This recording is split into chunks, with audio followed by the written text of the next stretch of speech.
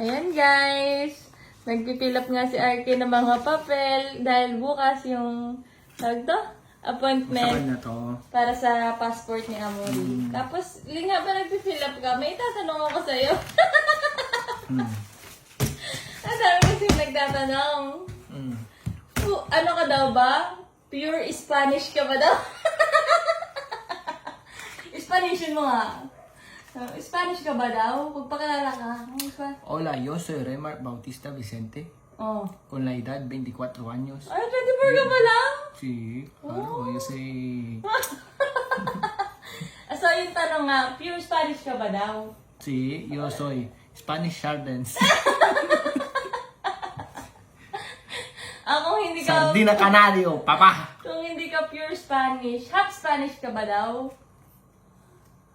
Kung yung Ano sa tatay mo tingin daw mo? Espanyol. Kasi tatay daw Espanyol. Filipino na. Sabi. Eh, si nanay. Filipino na. Ampon lang ako, guys. Joking! So wala naging Espanyol ka lang talaga.